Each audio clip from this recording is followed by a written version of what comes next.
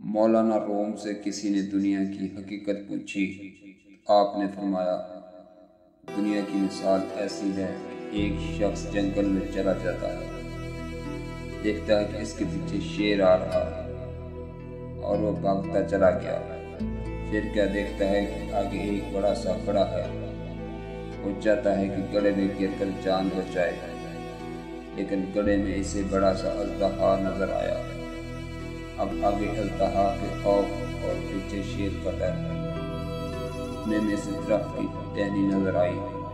وہ اسے پکڑ کر درخت پر چڑھ گیا، مگر درخت پر چڑھنے کے بعد پتہ چلا اس کی جڑ کو دو سیاہ اور سفید چوہے کاٹ رہے ہیں۔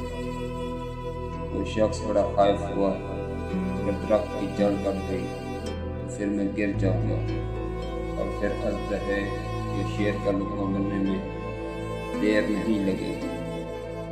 اتفاقاً اس درخت کے اوپر اسے شہد کا چھتا نظر آ گیا۔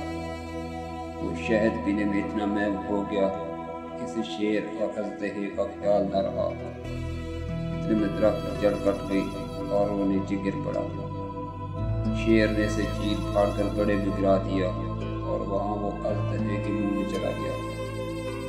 جنگل سے مراد دنیا ہے، شیر موت ہے جو انسان کے پیچھے ہر وقت لگی رہتی ہے۔ گڑھا قبر ہے جو آگے ہے، اژدہا بد اعمال ہیں جو قبر میں ڈالے جائیں گے، اور سیاہ سفید چوہے دن رات ہیں۔ درخت عمر ہے اور شہد کا چھتا دنیا فانی سے غافل کر دینے والی لذت ہے۔ انسان دنیا کی فکر میں موت اور اعمال بد کی جواب دہی وغیرہ سب کچھ بھول جاتا ہے، پھر اچانک موت آ جاتی ہے۔